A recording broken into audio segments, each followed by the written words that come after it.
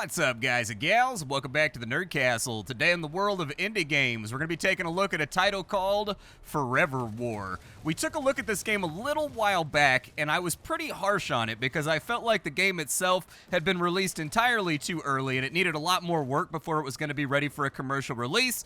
Well, now it's been about 6 months, and I've decided to dive back on in. I've played for 3 or 4 hours over the course of the last week or so prepping for this video, and I think I'm ready to revise my thoughts and give you guys an updated video that's a little bit more with the times and the things that have changed around here. And honestly, I think I've had a better time with the game this time around. There's a lot of things to like. There's a lot of things I found enjoyable. I think the last time I trucked through this game, there was enough technical problems that simply just playing the thing made it a little bit of a headache, which then sort of influenced my feelings about it. This time I've come back and I've played the game for 3 or 4 hours. I've taken part in the post-apocalypse. I've wasted a whole lot of people. I've mostly avoided getting shredded and murdered. So without further ado, let's dive straight on in, see if we can have a good time with the game. I'm ready to levy my thoughts about it, and so what you just saw right there was a gun battle. See, every single mission in this game takes place on a battlefield that is alive, whether or not you are interacting with it. And really what you've got to program yourself to think like in this game is that you are not the hero. You are just, oh, there's something coming. What is it, zombies? Ah, Christ.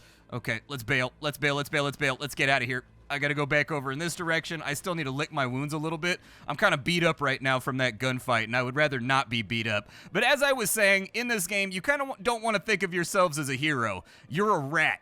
You're a vulture. You're slime that's crawling in between the trench lines to steal guns out of dying men's hands and complete deniable missions for the factions on the battlefield that they can't directly be associated with. And the response to that is that you're going to get resources, you're going to get gear, you're going to get stuff that makes you and your little city that you live in, there's kind of a city building hideout portion of this game, makes them more successful as time goes along and then gives you more access to more resources. Thus, you will become more successful on your missions because you'll be able to deal with more problems. Right now, I'm in a place called the Elephant Mausoleum. One thing this game I think does exceptionally well is scene setting and also just kind of world building. This is a game that is fascinating to look at, and you can tell it's drawing from a lot of influences. Things like Warframe. You can tell that it's drawing from stuff like Aeon Flux. Honestly, I sense a little bit of a cash earn vibe inside of this game. But, ooh, we got a couple of med kits right there. Yeah, keep on healing me on up. I don't want to have any fizzle vision. The good news is we've got lots of fog and we've got lots of dust storms going on right now. Okay, let's get low. Oh. Okay, we got guys behind us, too. Well, we've got all kinds of problems right now. We've got military forces clashing. We've got people dying and screaming. There's bullets flying everywhere. Got him. Give me another med kit. Got him as well. Oh my god, dude, it just like never ends. We've got squads on top of squads right now. I'm busting rounds like crazy. And we've got surveillance drones because we've created a little hot zone that the game is now interested in. Lots of units are dying over here, and so they're starting to route in this direction and try to figure out what's going on. Who are these guys over here? What did these guys have rocking? These guys got a little bit of loot on them. I'll take anything that I can get at this point. An M4A1 60-round stack. That's nice. You can customize your guns before you go into combat. As I was saying before I was so rudely interrupted by hordes of enemies that are trying to pump me full of lead right now, I've deployed to the Elephant Mausoleum because this is a battlefield where typically giant mechas are active.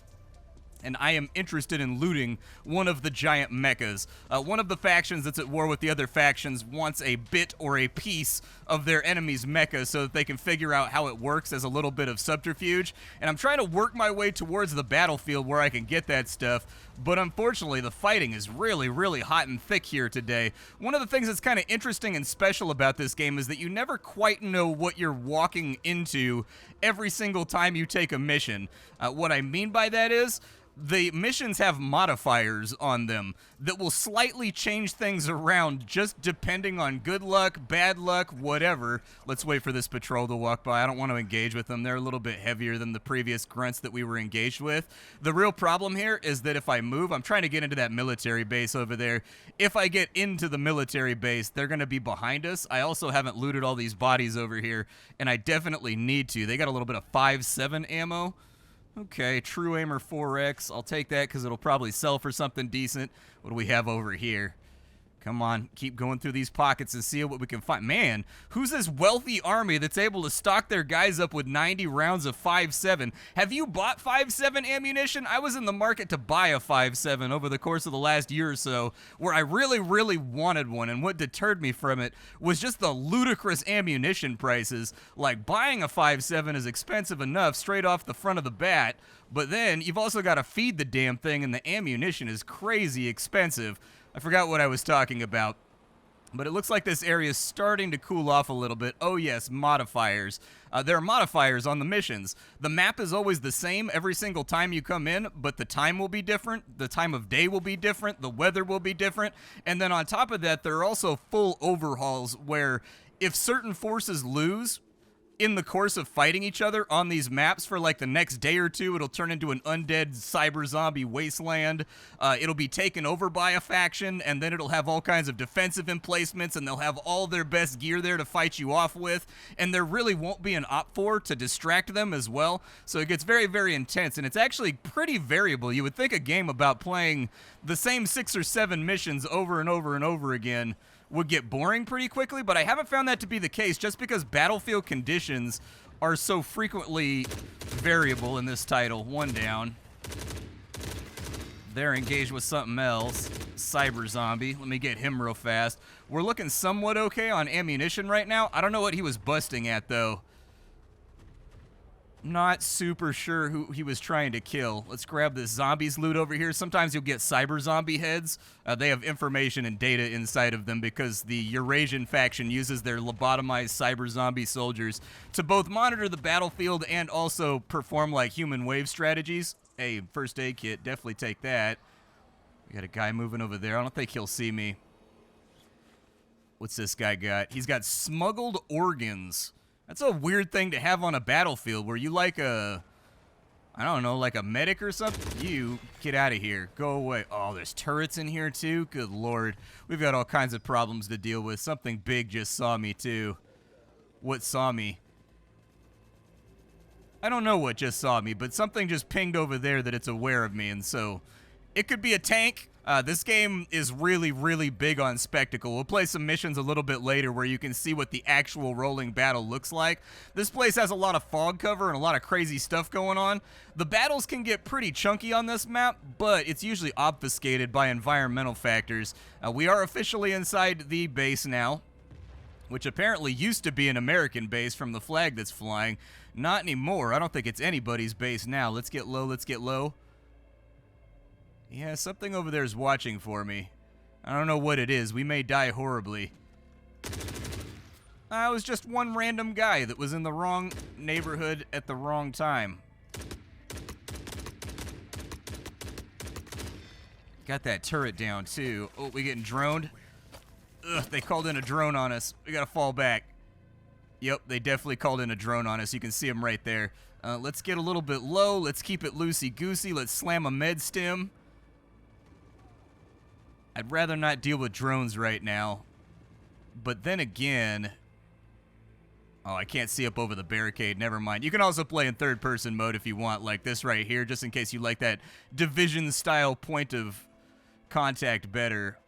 But we need to loot this place. I need to get some money. And then I wanted to get to the front of this base so that I could look out on the battlefield and see if they've deployed any walkers. But since we don't know exactly what factions are going to be fighting on the map anytime that we go in, it can be a little bit of a hunt and peck. Luckily, the general gameplay is still pretty engaging while you're moving through the maps and just playing freely, and there's plenty of profit to be made, even if you don't have a mission that goes along with your deployment. Oh, we got somebody over here. They will check dead bodies and stuff like that, too. Oh, he a big dog. Okay, he's got an LMG. This is going to be a little bit problematic. There we go. We got him. He's down.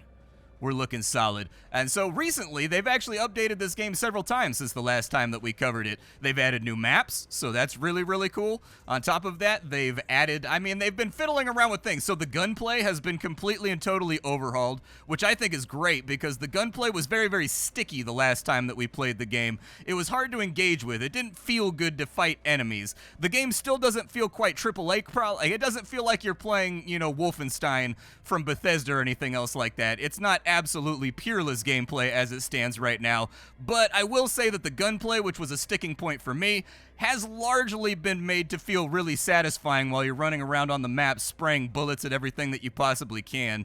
I don't know which of this ammo I need. I'll take the 5.7, I guess, but we are kind of overloaded right now looking at my weight cap. Yeah, we're at 100% burden at the moment, but we've still got space left in our backpack, so I think that my man's lower lumbar is just going to have to take the pounding because I'm not ready to extract yet. Oh my god. Okay, who was that? Another heavy machine gunner. Fun.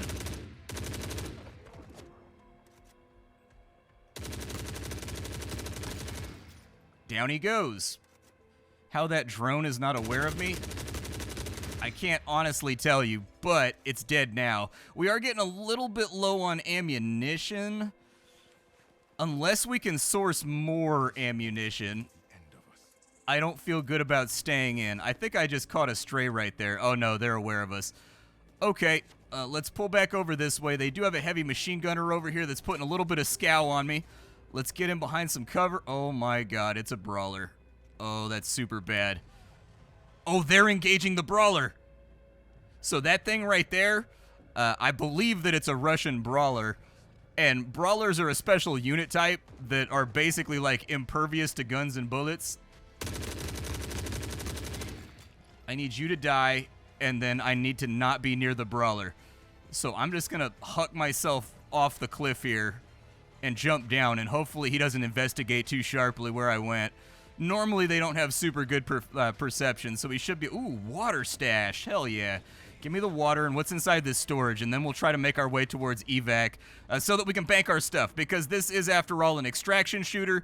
If you die in this game, you lose all your stuff. You can come back and recover it, though. It stays on the map, so if you run this map, right again after you ran it, you will have a little grave plot on the ground somewhere, and that little grave plot can be looted to get your things back. That was actually the other reason why I came to this map, is that I had to quit out real fast because something came out in real life, and if you quit out, you automatically die.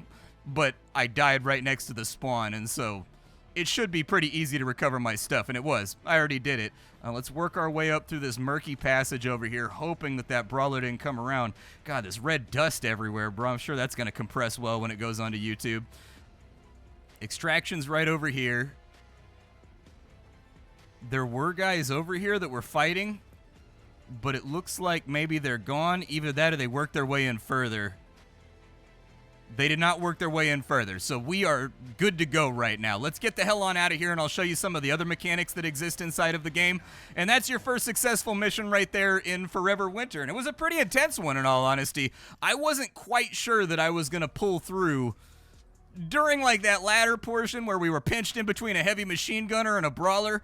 That's real, real bad. That's a situation you don't want to find yourself in because your character is pretty fragile in this game. You can die really, really easily. Some characters have a bit more of a chin on them than others. My character is kind of like a midline character when it comes to sustainability and like his constitution and his HP, but I'll show you the cast of characters real fast because there are different play styles that go into the game. Let's offload all of our loot, and let's take a little walk around our base. So this is the innards. You come back here whenever you complete a mission or whenever you die. This is the place that you live at, and these are your people over here. I don't know if you're supposed to be like the leader of this place, but it seems like we have executive privilege. It allows me to build new stuff. It allows me to move in new vendors and things of that nature in order to give myself a lot more gear to make myself more prepared for the future. You can also, like those big screens on the back wall right there, I installed those. So we've just kind of got these running drone videos in the background of what's going on the surface. But inside your base, the end-all be-all, and the reason why this game, despite it was really buggy and janky when it first came out, but I think the number one mechanic that kind of rubbed people's titties wrong was the water system. So you need water in this game to keep your colony alive. those water tanks that I brought back with me. You can consider water tanks in the current build. This patch right here, they completely overhauled the water system.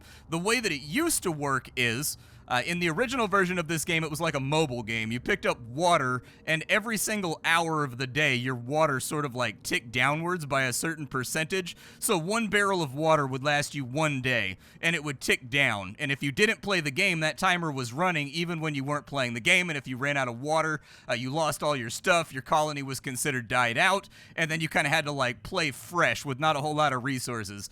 That's gone. No longer a thing. The new water system is basically experience for your base. Every water tank that you bring back brings you closer to thresholds that unlock new vendors, that unlock new building options and things that you can do with your base. It's basically, it's like a currency at this point. On top of that, the maps, they tend to have different infiltration and exfiltration points.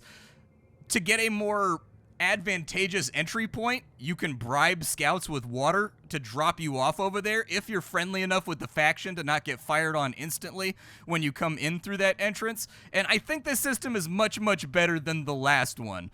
This one, it makes you decide whether or not you want to spend your water infiltrating into a location where you know there's a lot of loot, but there's also a lot of risk, versus caching it and storing it away so that you can build new base objects that will give you access to more items and more resources and more things that make your life easier on those difficult infiltrations. So I think they're on the right path here. What they've got right now is they've introduced a fundamental conflict in between their mechanics that makes the player think about what they want to do, and I think it's a much better system than the way the old one worked. Inside of our base, there's a number of different things that we can do.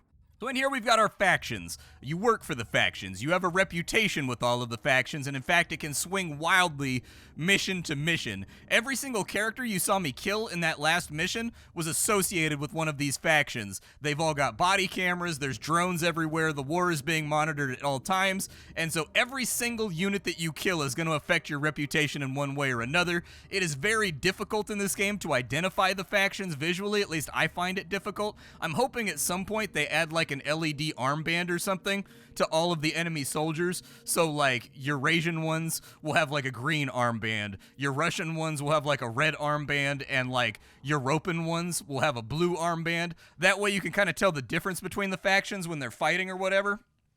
Because right now I have a hard time visually identifying them outside of like their supers and their tanks and their drones. The individual little soldier guys are kind of hard to tell apart, and so it's difficult for me anyways to stack up reputation with any one faction, because if I get threatened, I'm just going to spray everybody down. But the factions of the Scavengers, that's us. You've got the Eurasians. The Eurasians are all about cyber zombies and lobotomized soldiers that they deploy with like these bomber planes that fly over the battlefield every now and again, and they drop these big magazines of cyber zombies that just flood the battlefield with human bodies. They tend to be very adaptable. All of their units tend to be fast, but they tend to have very, very little HP and die incredibly easy. Over here, we've got the Russian Commission, so this is your Russia. Your Russia tends to be all about brute force and putting as much fire on the enemy as possible in exchange for them not being very mobile and also not being very adaptable to battlefield conditions. If you want to hold a position, the Russians are probably going to be the ones that pull it off. If you want to attack a position, it's probably going to be the Eurasians that are going to pull it off. And I found the Europeans to be somewhere in the middle. Like, they're kind of like the jack-of-all-trades NATO army that uses a lot of 5.56. They've got, like, battle tanks. They've got, like, some mechs. They've got some drones. Their soldiers are a pretty good mix of all the attributes. And right now, they're pretty much the only ones that somewhat like me. We've got the squad interface. You can play this game multiplayer if you want. I'm on a private game right now because I just like to play by myself, but you can bring in other people if you want. You have the different maps. There's been a couple of maps added that I don't remember. Underground Cemetery and Frozen Swamp. I've played through some of the new maps, and I have found them to be to my liking, but they're not done yet. On top of that, there are quests implemented right now in the current build that I don't think are completable. I had a quest for Scrapyard Nexus where I needed to find some object, and I spent a long time on that map combing every single corner, and it's not a very big map for whatever it might be. couldn't find it. General consensus online on Reddit was that the quest isn't done yet, but they'll still let you accept it. So you may have to abandon some quests for time to time, but I haven't noticed any penalties for doing it, so you might waste your time on a quest that doesn't matter. Over here we have our vendors. As you level up your city, you're going to get access to more vendors. These vendors are all going to be associated with a particular faction. You can see where I'm going with this. As you get higher and higher reputation with a faction and you go out of your way to not hurt their units while hurting their enemies, you will level up that faction, and they will give you access to better parts of their inventory so that you can be more effective in combat. So like Grillo over here I'm level 2 with, he's the NATO guy, so if you're into SA-58s and Austrian weapons and you're into G-36s and you're into P-90s and all that kind of stuff, this is going to be the faction that you want to play. Whereas if you wanted to play around with lots of AKs, you wanted to play around with all that kind of fun stuff, you'll want to go with the Russians and the Eurasians, because they'll have all of those sort of Warsaw Pact style weapons, I guess. There's characters that you can pick from. This game is an RPG, although a very lightweight one. All of these characters are good at different things, and they have different skills, and the game does have kind of an interesting level up system. So, Old Man, for example, he's a survivalist, and he is good with medical supplies and basic weapons. He's kind of like your default character, and it tells you what they can play around with here. They all have a skill tree that you can play around with. The Old Man is one of the only people that's able to use like this crazy heavy backpacks, but that's in exchange for the fact that like he's slow, he's old, and he's not in the best shape. Over here we've got Scav Girl. She's super fast, but she can't carry very much. We've got Mask Man. Mask Man is one of the mule characters that can carry heavy stuff. He focuses on rifles, LMGs, and heavy weapons, and I forget what his special ability is. Oh, he can see extraction locations from hella far away. Shaman specializes in SMGs, so that's kind of the trade-off for him being able to carry lots of stuff, is that he can't use the heavier weapons. So he's always going to be at a little bit of a deficit firing 45 ACP and 9mm at things. Gunhead I haven't played. Gunhead is a drone robot that can't heal inside of the missions, but from what it says down here, he's incredibly resilient, and you can't recover your loot if you play as him. So, and then we've got Bagman over here. Bagman is the heaviest carrying character in the game. He carries all kinds of stuff. And the level up system is kind of curious in this game. So you have XP, and it goes up to a threshold, and then you prestige the character. Prestiging the character is leveling him up. You will then have more XP that you can get to your next prestige, and this is important because these little skills over here, they cost XP, and so the cap that you have on your XP is going to dictate how many of these skills that you can take. Right now, I think I've got Shaman at level 8 or level 9. He's capped out again, so we might as well prestige him again. There we go. Let's take him up to level 8, and you can see that now I can store 24,000 XP to be distributed amongst my skills as I see fit. This might seem grindy. It's not. You can get 24,000 XP in 2 missions that are really, really combat heavy. So let's find ourselves a job to do. Let's see if we can get it done, and let's get back out there into the world. Another important factor in this game is your backpack. This game has a highly customizable backpack system where you can get these different rig rack things that you wear on your back, and you can customize every single part of them if you want. You can go through and like add new parts if that's what you want to do. You can increase the quality so that it stores more stuff. You can change around the hard points if you want. These right here for carrying out things like water, carrying out things of interest like lock boxes, but these right here on other backpacks could be used to recover enemy weapons and bring those back to the base so that you can break them apart, repair them, and then craft with them and things like that if you wanted to. I don't think I've unlocked the crafting system just yet.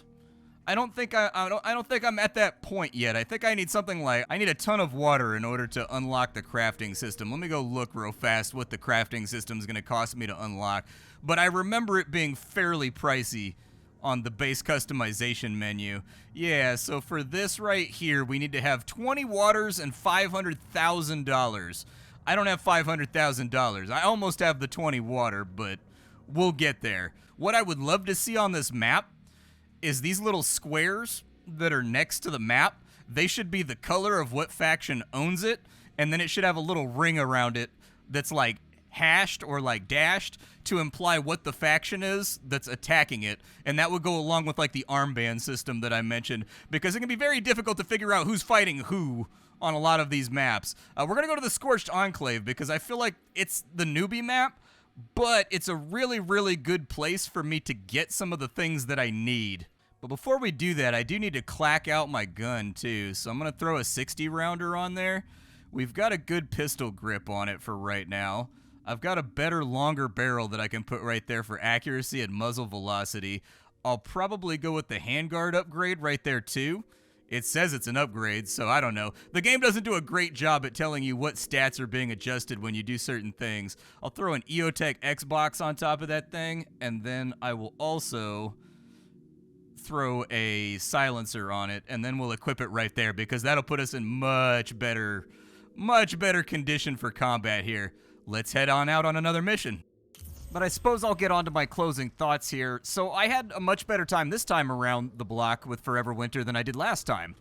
To my eye, it actually seems like the developers have been updating quite a bit, adding new things and overhauling entire systems, and I think that's good. The previous version of the game that I played definitely needed systems to be overhauled. The last time I played, simply moving around the map was a giant pain due to the volume of random environmental objects that would stop your character dead in his tracks, and while that still happens from time to time, I get this feeling after playing it for 3 or 4 hours that it's gotten better, that it's like something that they've been working on. You'll still occasionally find one of those little toe catchers around, but it didn't feel like it was nearly as clunky as it was before. It's still pretty clunky, but it feels improved to me.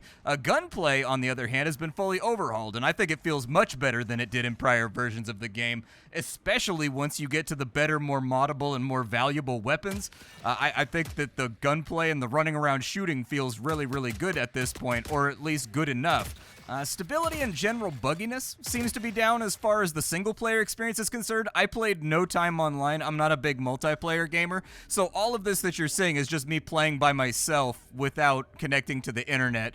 So I feel like bugginess is down. I didn't have nearly as many crashes or problems as I had last time. The new maps, I think, are fun to play around with. And I have to give the developers credit here. They've designed a really cool world to battle through the trenches in. And their world design, their character design, the immersiveness of the game, I guess, feels pretty good to me right now. It's an easy game to get sucked into. And so very immersive crawling through trenches while guys are like fighting above you, drones are diving, planes are flying over, dropping their payload, mechs are stomping around, blowing up tanks. It's easy to get hyped up playing this game once everything reaches full tilt. But that's not really to say that the game is completely fixed or done yet. Don't get the wrong idea here. There is still weirdness with the enemy's awareness systems, with the way the stealth system works, their general reaction to the player, especially while they're already under fire from rival factions, spawns, sometimes feeling like they're like right behind you or things came out of nowhere from a place that you just cleared. It makes things feel wildly unpredictable in a lot of cases. And so I've seen mobs stuck, I've seen them T-posing, that kind of stuff a couple times in my 4 hours. I think there are quests in the game right now that I'm not totally sure are completable. I don't know. It seems like some of them are just sort of stubs. And I think that the UI is actually a bit of a clunky pain to interact with as well. It takes a pretty beefy PC to run this title. And as of right now, the game doesn't really have an end-game goal, a mid-game goal, or a purpose that you're all doing this for. Hopefully we'll start to see that build up later. For right now, you're just doing missions over and over and over again with the random modifiers on them to stock up on gear, get caught up in the struggle for the surface, unlock a couple upgrades for your base. But it is an early access, and considering the last time I checked out the game, I pretty flatly was just like, give it a year. This feels incredibly undercooked to me. At 7 months, I feel like Forever Winter is in a better spot, and it's improving. I enjoyed playing the game this time, whereas last time I was kind of like, there's something here, but it's rough. And so I think the developer tinkering is starting to pay off, and I'm more enthusiastic about this project than I was the last time we took a look at it. I think there's still a lot of things to be worked on here. There's still a lot of things in progress that need to be tinkered with, fiddled with, overhauled, made better. But at this point, that little gold nugget of goodness, I believe, is starting to shine on through, and I've had a pretty good time crawling through the endless war for the surface. My name is Splattercat. I sift through the pile to find what's worthwhile in the world of indie games every single day so that you don't have to. Today we were checking out Forever Winter for the second time. Tomorrow we'll be checking out something else. Thanks for hanging out with me, and that's about all I got for you, folks.